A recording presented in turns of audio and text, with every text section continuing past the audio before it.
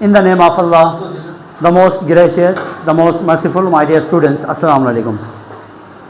कहानी है तकरीबन हज़रत ईसा की पैदाइश से कबल की, ठीक है, कि वहाँ हज़रत ईसा की पैदाइश से पहले अक्सर जो दौर हुआ करते थे ना, वो बादशाहों का दौर हुआ करते थे। हुआ कुछ यूँ कि एक बादशाह है, ठीक है, उसने एक सोनहार को अपना जो है ना, जो कैप है ना, अपना ताज है, वो बनाने के लिए कुछ उसने सोने दिए, सोने के तोले उसको दे दिए कि वो ताज बना के लेके आए, ठीक है कि नहीं। अब ये जिम्मेदारी थी। अब जब ताज बन के आया ना, उससे लगा वो ओरिजिनल नहीं है। जो सोना उसने उसको दिया था, उसको लगा इसमें कोई मिलावट ज़रूर हुई है ना। सोना उसको दे दिए, ताज बना के लेके आ गए वो, ठीक है। अब वो शक में पड़ गया बादशाह कि यार इसमें कोई मिलावट हुई है, सोनहार ने कुछ गड़बड़ किया है। अब उस ज़माने का मशहूर जो कि लोहे का काम करने वाला, हालांकि लोहे के बहुत ज़्यादा काम करते थे, आर्किमेडस साहब, उससे उसने रब्ता किया, भाई ये सीन है, अब कैसे क्या करें इस चीज़ के लिए, मुझे लगता है इसने कुछ मिलावट इसमें की है, मुझे ओरिजिनल प्योर नहीं लग रहे। तो वो यही सोच में, जब साइंटिस्ट को चैलेंज मिल जाते हैं ना, आप में से भी कोई मुझे कोई क्वेश्चन पूछे और वो क्वेश्चन का आंसर मेरे पास प्रॉपर ना हो, मेरा पूरी रात में वही सोचूंगा यार इसने वो क्वेश्चन किया है, हाँ मैं उसी की तलाश में बैठूंगा। फिर वो भी उसी तरह की सोच में जो है ना मगन थे। इतने में वो वॉशरूम चले गए, ठीक है। वॉशरूम में वो नहाने के लिए गया था, टब हुआ करते थे वॉशरूम में, और वो बिल्कुल ये कहानी है, आप लोग पढ़ सकते हो खुद से भी। और वो टब में ऐसे ही वो कपड़े वगैरह उतार के वो टब में बैठ गए। अचानक उसका जब वो टब में जैसे ही बैठ गए ना, पानी वहाँ से फ्लो होके बाहर आ गए। उसको अपना भी होश नहीं रहा, यूरिका यूरिका यूरिका वो पढ़ते हुए ना बादशाह के दरबार में नंगे पहुंच गए। रूह परेशान है, इसको क्या हो गया। आर्किमेडस की मैं बात कर रहा हूँ, वही है, आप लोग पढ़ सकते हो, है ना। तो लोगों ने उससे पूछा कि क्या हुआ, ठीक है। तो उसने बोला आपके जो आपने मुझे बोला था उसका मुझे मेरे पास सॉल्यूशन मिल गया। उसने क्या किया, उसको दरअसल जितना वो उसमें बैठा था ना, मसला ये था ना कि वो जो ताज वगैरह थे उसका जो वॉल्यूम है वो मेजर करना मुश्किल था। जो ताज पहनते हैं ना, उसका वॉल्यूम मेजर करना, आम चीज़ों का वॉल्यूम मेजर करना आसान है, लेकिन ताज वगैरह तो काफ़ी डिफ़िकल्ट शेप होती है। तो उसने क्या किया, उसने उसके ज़रिए जो पानी बहा था, बाहर की तरफ फ्लो हुआ था, उसके ज़रिए उसने उसका डेंसिटी मालूम किया था। और डेंसिटी, गोल्ड का डेंसिटी काफ़ी ज़्यादा होता है सिल्वर से। जब उसने चेक किया ना, तो वो सिल्वर का बना हुआ है, वो पकड़ा गया सोनहार उस दौर में, ठीक है कि नहीं। उसी को बेस बनाते हुए उसने एक बहुत बड़ी एक थ्योरी पेश कर दी आर्किमेडस साहब ने। उसे आजकल की ज़ुबान में कहा जाता है आर्किमेडस प्रिंसिपल।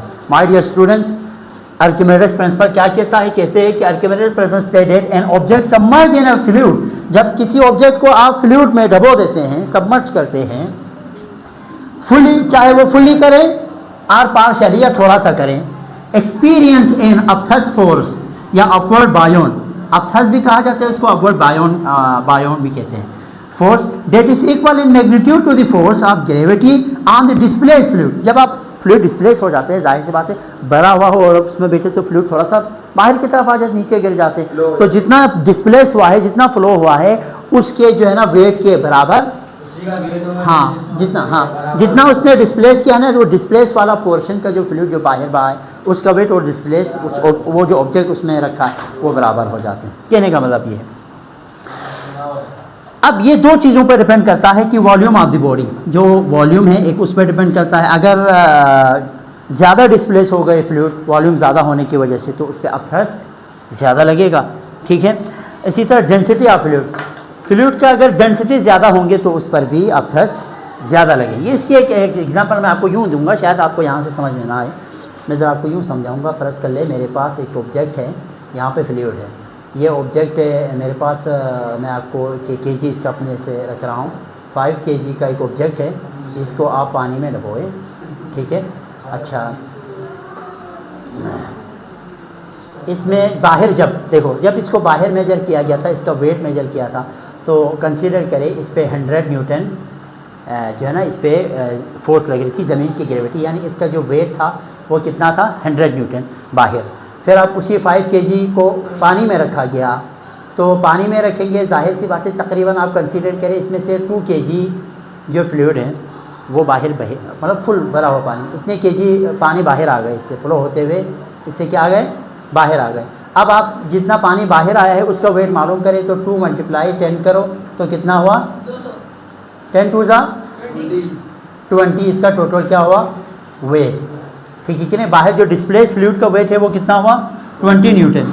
और ओवरऑल पहले कितना था, 100 से 20 निकालो कितना आएगा, 80, यानी पानी के अंदर इसका वेट हल्का होकर कितना रह जाएगा, 80 न्यूटन, मतलब पूरा 20 न्यूटन का फ़र्क आ रहा है। इसका मतलब यही हुआ कि जितना फ्लूइड वो डिस्प्लेस करेगा, वो जितना इसके अंदर वेट है, इसका वेट कम हो गया। अभी भी पानी में आप घुसे पानी में आप हल्के हो जाते हैं, वो इसकी वजह यही है कि आपके पोर्शन के बराबर, आपके वॉल्यूम के बराबर फ्लूइड डिस्प्लेस हो जाते हैं। और वो जो डिस्प्लेस फ्लूइड है उसका वेट, डिस्प्लेस फ्लूइड का वेट जितना आपका वेट कम हुआ है उसके बराबर होता है। ठीक है ना, आपका वेट जितना कम होता है ना, वही वेट आपके डिस्प्लेस फ्लूइड के वेट के बराबर होते हैं। एक और छोटी सी एग्जांपल मैं आपको दे दूं तो जो कश्तियाँ होती है उसका, अगर बहुत सारी कश्तियों का जो लोअर सरफेस एरिया है वो थोड़ा बड़ा बनाते हैं, भला उसमें जितने भी चीज़ें सवार हो, तो वॉल्यूम, क्योंकि फैक्टर है ना वॉल्यूम जितना ज़्यादा पानी डिस्प्लेस करेगा उतना ही उस पर अपथ्रस्ट फोर्स ज़्यादा लगेंगी, उतना ही वो ऊपर तैरेंगे। ठीक है कि नहीं। अब मजीद इसकी एक्सप्लेनेशन फिर आपको एग्जांपल समझ में आ गए होंगे कि जितना वो डिस्प्लेस करेगा फ्लूइड उतना ही वो वेट घेरेंगे। ठीक है। When an item is partially या टोटली सबमर्ज, कोई भी चीज़ आप पार्शियली सबमर्ज करें या टोटली सबमर्ज करें ऑन बॉटम सरफेस, हाँ bottom surface is more significant. अगर कोई ऑब्जेक्ट इस तरह हो ना, इस तरह हो, हालांकि एक ही ऑब्जेक्ट के है, एक ही शेप के है, तो ये सबमर्ज ज़्यादा होगा। लेकिन कोई ऑब्जेक्ट आप इस तरह रखें तो ये सबमर्ज नहीं होंगे। क्यों? क्योंकि उसके बॉटम एरिया पे ज़्यादा डिपेंड करता है कि उसका बॉटम एरिया कैसे है। क्यों? क्योंकि बॉटम सरफेस या लेयर पे फोर्स ज़्यादा लगती है, उसी फोर्स को क्या कहते हैं, अपथ्रस्ट कहते हैं। देखो आप परेशान ना हो, अपथ्रस्ट क्या है, बायोन फोर्स क्या है, एक ही है, एक चीज़ के दो नहीं, चाहे अपथ्रस्ट बोले चाहे आप क्या बोले, बायोन फोर्स बोले, बायोन भी कहा जाता है। This force is equal in magnitude to the weight of fluid displace. अब ये जो फोर्स है अभी हमने देखा वो किसके बराबर है, जितना डिस्प्लेस होता है ना फ्लूइड आगे की तरफ, जितना फ्लूइड आगे की तरफ डिस्प्लेस होता है उतना ही इस पर क्या लगती है, फोर्स लगती है, तभी हल्का हुआ है ना यार। फ्लूइड जितना फर्ज कर, आप मुझे आप लोग बताएं इस ऑब्जेक्ट पे अपथ्रस्ट कितना लगा होगा,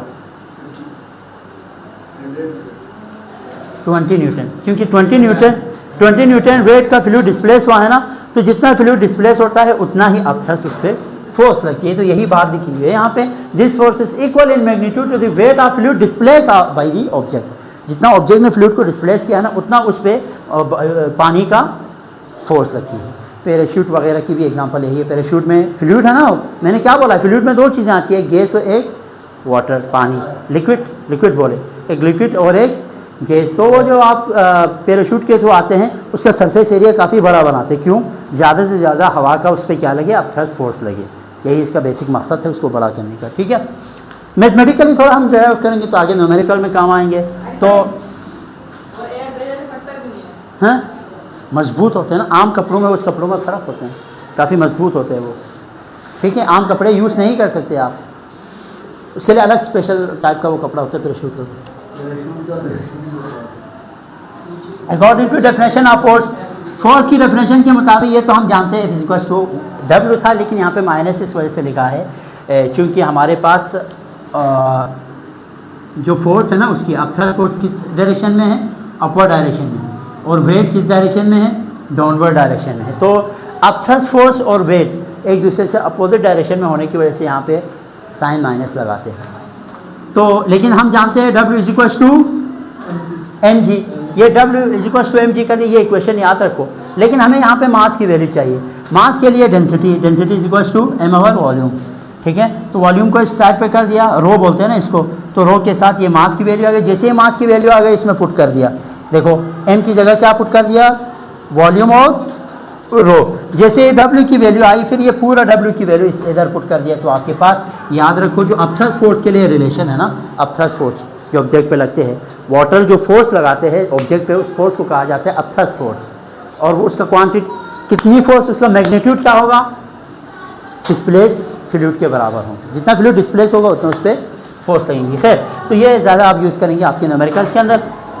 अच्छा, यहाँ पे जी आपको पता है एक्सेलरेशन ड्यू टू ग्रेविटी, रो यहाँ पे डेंसिटी ऑफ फ्लूइड, वी यहाँ पे वॉल्यूम ऑफ फ्लूइड डिस्प्लेस। ये वी जो वॉल्यूम ऑफ फ्लूइड डिस्प्लेस हो जाते हैं ना, वो वी है, आप ये याद रखिए, ठीक है। तो ये कुछ कहानी थी। आप लोगों का कोई क्वेश्चन है तो आप कर सकते हैं इस हवाले से। Any question? क्लियर है कॉन्सेप्ट? अच्छा, मैंने आपको बोला था कल एक थोड़ा सा टॉपिक है, वो ये था कि हाइड्रोलिक प्रेस। हाइड्रोलिक प्रेस में दो तीन बातें आप बना के लिखें। हाइड्रोलिक प्रेस मुझे थोड़ा समझाना है। हाँ, हाइड्रोलिक प्रेस थोड़ा समझाता हूँ, बाकी आप लिखना थोड़ा खुद से लिखने की भी आदत डालें। देखो यहाँ पे हाइड्रोलिक प्रेस में ना एक ये इस तरह की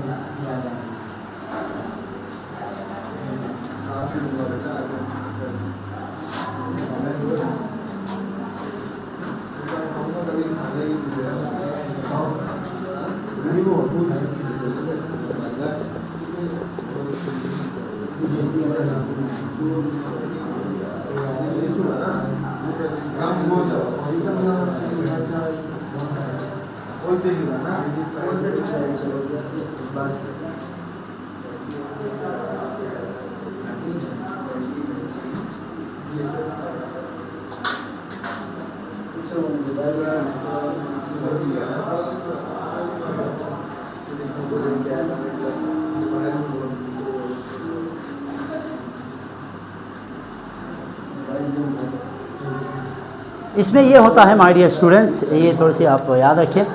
देखो हाइड्रोलिक जो प्रेस है ना माय डियर स्टूडेंट्स, सुने इधर, हाइड्रोलिक प्रेस में दो सरफेस एरिया होते हैं। एक A1 ये वाला जो कि स्मॉल एरिया होता है, दूसरा A2 काफ़ी लार्ज एरिया होता है, ठीक है। हाँ वही, इसी वजह से अब इस पे आप क्या लगाएंगे एक फोर्स लगाएंगे जिसे आप चले F1 नाम दे दें। जब किसी एरिया पे फोर्स लगती है तो उसे कहा जाता है प्रेशर P1। यही प्रेशर पास्कल्स के मुताबिक इक्वली ट्रांसमिट होंगे होल फ्लूइड और यहाँ पहुँच जाएंगे। जितना P1 की वैल्यू होंगी ना यहाँ पे, उतना ही P2 यहाँ पहुँच जाते हैं, यानी प्रेशर 2। अब ये एरिया पे 2 पे ये वही प्रेशर ट्रांसमिट हो जाते हैं और यहाँ पे एक और फोर्स क्रिएट हो जाती है, उसे क्या कहा जाता है F2। अब आप देखें कि प्रेशर P1 बराबर होंगे किसके, P2 के। यही बात आपने बस सिर्फ यही मैथमेटिकल डेरिवेशन मेंशन करना है, इसमें बाकी 2-3 बातें लिख सकते हैं आप, ठीक है। हाइड्रोलिक प्रेस में वैसे तो चीज़ों को प्रेस करने के लिए, ठीक है, यहाँ पर एक वो होता है बहुत बड़ा सा ना, तो उसके बीच में रख के उसको, हाँ स्टील का बना हुआ होता है, उसको प्रेस वगैरह करते हैं। अब यहाँ पे आपको पता है F1 our A1 = F2 our. अब यही बात है, देखो प्रेशर तो सेम होता है लेकिन यहाँ पे जो फोर्स जनरेट होंगे ना वो बहुत ज़्यादा फोर्स जनरेट हो जाती है। यकीन फर्स्ट करिए यहाँ पे इसका एरिया कितना है 1 मीटर स्क्वायर है और इसका एरिया देख के पता लग रहा है कितना है 5 मीटर स्क्वायर है। यहाँ से आप 10 न्यूटन फोर्स यहाँ पे प्रेस अप्लाई करेंगे ना, तो देखो F2 कितना हो जाते हैं। हम इस फार्मूले के ज़रिए करेंगे। पहले F2 के लिए आप फार्मूला बनाएं तो ये इधर आके F1 के साथ क्या होगा, F1 × A2 आवर A1। देखो कितनी फोर्स यहाँ जनरेट हो रही, देखिए आपने कितने न्यूटन लगाए, F1 10 × A2 कितना है 5 है ना, डिवाइडेड बाई A1 कितना है 1, तो 10 5 चेक कर ले आप। 10 न्यूटन का फोर्स कितने न्यूटन फोर्स में कन्वर्ट हो रहा है 50 न्यूटन में। प्रेशर सेम है, प्रेशर सेम है, फोर्स दरअसल ज़्यादा होने की वजह से चीज़ें जो है ना, ज़रा सी भी यहाँ पे फोर्स लगाने पे चीज़ें वहाँ पे प्रेस दब जाती हैं। तो माय डियर स्टूडेंट्स, ये हाइड्रोलिक प्रेस के हवाले से ज़्यादा मुश्किल नहीं था। कबाड़ वालों के पास होंगे बड़े लेवल पे, जो बड़े बड़े कबाड़ी कारखाने खोलते हैं ना उनके पास, ठीक है। तो खैर यहाँ पे आज इंशाल्लाह यहाँ तक हमारी बात हो गई। कल या तो मैं अपथ्रस बायोन्सी या अपथ्रस को डिटेल में डिस्कस करूँगा, 2 ही टॉपिक रह गए अब इसमें, ठीक है, या मैं आप लोगों को सरफेस टेंशन के बारे में डिटेल बताऊंगा। ये 2 टॉपिक जैसे होंगे चैप्टर ख़त्म होगा, उसके बाद मैं न्यूमेरिकल कराऊंगा, उसके बाद आप लोगों का टेस्ट होगा। अपना ख्याल रखिएगा, अल्लाह हाफिज़।